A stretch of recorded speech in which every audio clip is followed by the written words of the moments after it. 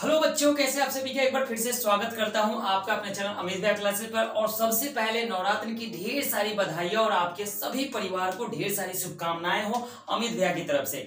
माता रानी आपकी हर मनोकामनाएं पूरी करें, आपकी जो भी इच्छाएं हो हम माता रानी से प्रार्थना करेंगे कि आपका हमारा सबकी मनोकामनाएं वो माता रानी हमारी क्या करे, पूरा करे। तो आज मैं धातु अधातु का तीसरा वीडियो लाया हूँ। अगर आप मेरे चैनल पर नए हैं तो मैं लिंक दे दिया हूँ वो दोनों वीडियो को, उस वीडियो को भी देखिएगा और अच्छे से नोट्स तैयार करके अपने उड़ान को अच्छे से उड़ान उड़िएगा। तो आज मैं आपको बताने वाला हूं रासायनिक बंधन यानी केमिकल बॉन्डिंग। बॉन्डिंग का मतलब क्या होता है? बॉन्डिंग का मतलब होता है जुड़ाव। क्या होता है बॉन्डिंग का मतलब? जुड़ाव। तो आज मैं आपको रासायनिक बंधन के बारे में कुछ बताने वाला हूं। तो बच्चों ये बताइए कि अगर किसी चीज को बांधना हो, बांधने के लिए क्या करते हैं? हमें कुछ बल लगाने होते हैं, कुछ बल लगाने होते हैं ना। तो जब एक अणु को परमाणु के साथ हम बांधेंगे तो कुछ ना कुछ बल लगाना पड़ेगा। तो उस बल को हम लोग रासायनिक बल कहते हैं। और उस रासायनिक बल के द्वारा जब अणु और परमाणु के बीच में बंधन बनेंगे तो उसे ही हम बोलते हैं रासायनिक बंधन यानी केमिकल बॉन्डिंग। बात समझ में आई? अब आइए परिभाषा को देख लेते हैं। ये तो आपको याद हो गया होगा कि परिभाषा क्या हो गया। तो मैं एक तरीका आपके कॉन्सेप्ट को पहले दिमाग में रख देता हूं, उसके बाद जो आपको लिखना है, आपको नोट्स बनाने हैं वो ये बनाने हैं। क्लियर है? तो जो बल होगा वही तो अणु और परमाणु को बांधेगा और उस बंधन को ही हम लोग रासायनिक बंधन कहेंगे। तो आइए अब समझ जाते हैं कि रासायनिक बंधन सिस्टमेटिक तरीके से क्या होता है। जैसा कि आप देख रहे हैं रासायनिक बंधन यानी केमिकल बॉन्डिंग, उसका परिभाषा क्या है? वह रासायनिक बल जो किसी अणु में परमाणुओं को एक साथ बांध कर रखता है। वह रासायनिक बल जो किसी अणु में परमाणुओं को एक साथ बांध कर रखता है तो उसके द्वारा जो बंधन बनता है उसे हम बोलते हैं रासायनिक बंधन। क्या बोलते हैं? रासायनिक बंधन। उम्मीद है आपको ये परिभाषा अच्छे से समझ में आया होगा। अब उसके नीचे आ जाते हैं। अब देखिए रासायनिक बंधन को मैंने दो कैटेगरी में बांट दिया। यानी रासायनिक बंधन कितने प्रकार के होते हैं? 2 टाइप्स के होते हैं। पहला टाइप को क्या बोलते हैं हम लोग? उसे बोलते हैं वैद्युत संयोजक या आयनिक बंधन। वैद्युत संयोजक बंधन या आयनिक बंधन, और इसे एक और नाम से जानते हैं, इसे ध्रुवीय बंधन भी कहते हैं। यानी 3 इसके नाम हो गए। जैसे आपके दोस्त होंगे तो उसके स्कूल का नाम खूब अच्छा रखा गया होगा, लेकिन उसके घर का नाम होगा टुनटुन। होगा कि नहीं होगा? होगा कि नहीं होगा? टुनटुन तो वो फनी नाम है। तो याद रखिएगा, अगर आपसे आयनिक बंधन पूछे तो भी परिभाषा वही होगा, और वैद्युत संयोजक पूछे तो भी, और ध्रुवीय बंधन पूछे तो भी परिभाषा एक ही है। वो परिभाषा क्या है? तो देखिए वैद्युत संयोजक बंधन आपसे अगर आपसे क्वेश्चन पूछे तो आपको क्या करना है? तो जब एक परमाणु से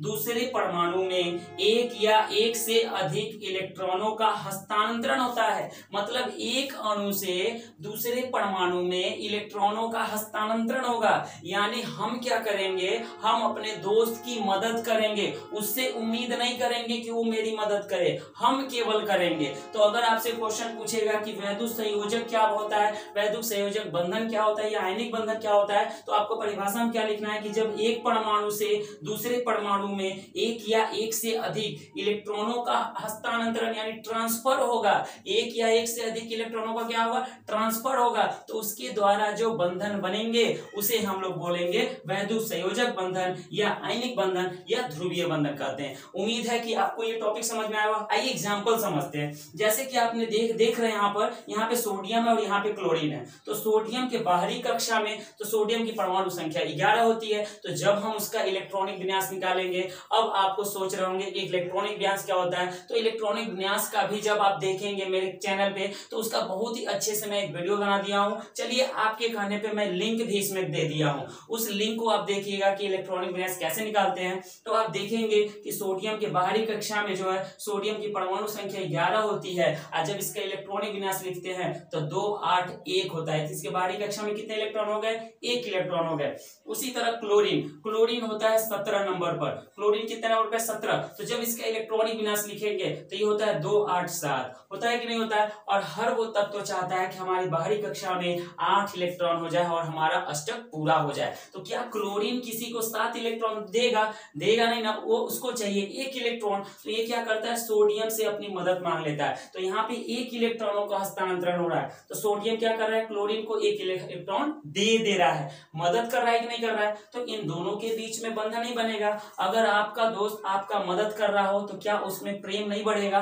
प्रेम तो बढ़ेगा ही। तो यहाँ पर जब एक इलेक्ट्रॉनों का आदान प्रदान होगा तो आदान प्रदान नहीं कहना है, ट्रांसफर करना है, हस्तांतरण करना है। तो जब कोई एक परमाणु दूसरे परमाणु में एक या एक से अधिक इलेक्ट्रॉनों का हस्तांतरण करता है तो उसके बीच में जो बंधन बनता है उसे हम लोग बोलते हैं वैद्युत संयोजक बंधन, या उसे हम बोलेंगे आयनिक बंधन। उम्मीद है कि अब आपको वैद्युत संयोजक और आयनिक बंधन समझ में आ गया होगा। तो समझ में आ गया हो तो आइए अब रासायनिक बंधन के दूसरा टाइप को हम समझ जाते हैं, जो काफी इजी तरीके से मैं आपको बताने का प्रयास कर रहा हूँ। आप देख रहे हैं कि दूसरा टाइप है सहसंयोजक बंधन। सहसंयोजक बंधन में क्या होगा, इसमें दो दोस्त होंगे तो ये इसकी मदद करेगा और ये इसकी मदद करेगा, यानी दोनों आपस में मदद करेंगे। किस चीज का? तो इलेक्ट्रॉनों का क्या करेंगे? आदान प्रदान करेंगे। आप मेरी मदद कीजिए, हम आपका मदद करते हैं। मतलब कि आप अगर ज्यादा से ज्यादा शेयर करेंगे, ज्यादा से ज्यादा सब्सक्राइब करेंगे तो मैं जो भी नोटिफिकेशन लाऊंगा सबसे पहले आपको मिलेगा। तो मेरा मदद आप करेंगे,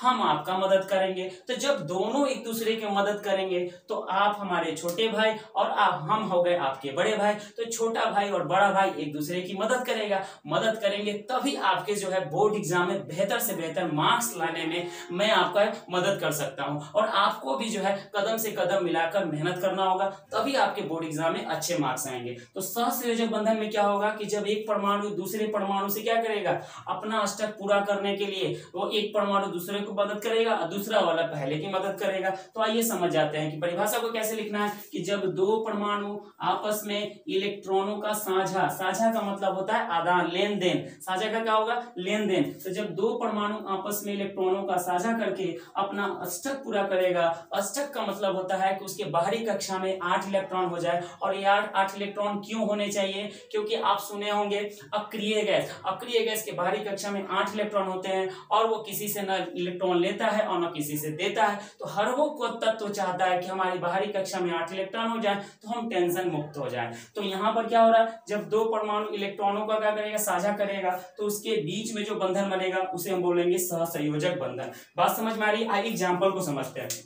जैसे कि आप देख रहे हैं यहाँ पे, जैसे यहाँ पे देखिए क्लोरीन दिया हुआ है। तो क्लोरीन को मैंने बताया बाहरी कक्षा में कितने इलेक्ट्रॉन होते हैं? 7 होते ही नहीं। तो यहाँ देखिए क्लोरीन के 2 परमाणु हैं, तो ये एक परमाणु इसको देगा और ये परमाणु इससे लेगा कि नहीं लेगा? तो इन दोनों के द्वारा देखिए इससे इलेक्ट्रॉन ले लिया तो देखिए इसमें कितने इलेक्ट्रॉन हो? 1 2 3 4 5 6 7 8। तो इस परमाणु का अष्टक पूरा हो गया। इस परमाणु को देखिए 1 2 3 4 5 6 7 8। तो इस तरह से जो है अपने इलेक्ट्रॉनों का साझा करके अपना अष्टक पूरा कर लिया। किया कि नहीं किया? तो इसके बीच में जो बंधन बन रहा है उसे हम लोग बोलेंगे सहसंयोजक बंधन। बात समझ में आ रहा है? यहाँ देखिए CH4 यानी मेथेन में कार्बन एक परमाणु है, तो कार्बन के बाहरी कक्षा में 4 इलेक्ट्रॉन होते हैं। तो देखिए 1 2 3 4। और हाइड्रोजन 4 परमाणु है तो 1 2 3 4। हाइड्रोजन क्या करता है? एक इलेक्ट्रॉन देता है तो एक इलेक्ट्रॉन क्या करता है? ले भी लेता है। इस तरह से इसकी बाहरी कक्षा में 2 इलेक्ट्रॉन हो जाए। हाइड्रोजन ही एक ऐसा तत्व है जो अपनी बाहरी कक्षा में 2 ही इलेक्ट्रॉन कर पाता है। क्यों? क्योंकि वो 8 तक तो जा नहीं सकता है, तो अपना काम जो है 2 ही से चलाता है। लेकिन सब कोई चाहता है कि हमारी बाहरी कक्षा में कितने इलेक्ट्रॉन हो जाए?